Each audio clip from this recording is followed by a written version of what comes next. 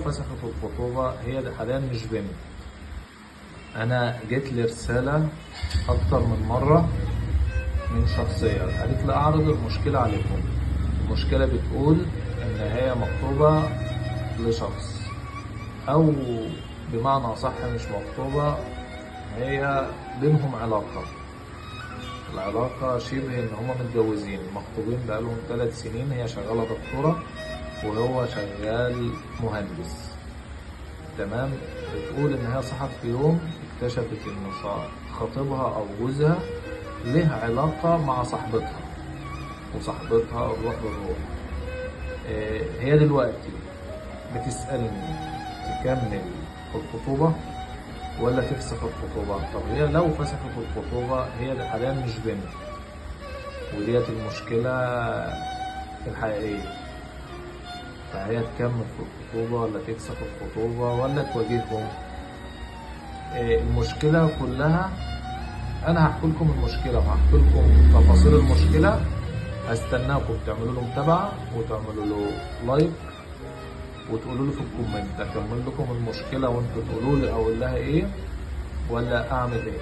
استنى الكل يقول لي في الكومنت اعمل ايه. فسخت الخطوبه هي حاليا مش بنت.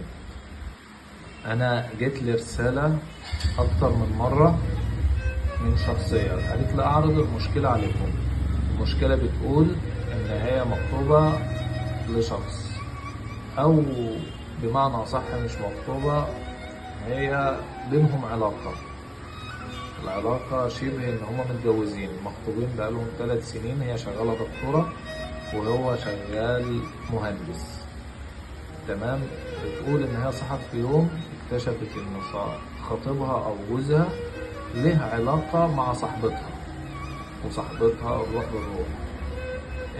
هي دلوقتي بتسألني تكمل الخطوبة ولا تفسخ الخطوبة. طب هي لو فسخت الخطوبة هي حاليا مش بنت، وديت المشكلة الحقيقية. فهي تكمل في الخطوبة ولا تفسخ الخطوبة ولا تواجههم. المشكلة كلها أنا هحكي لكم المشكلة وهحكي لكم تفاصيل المشكلة.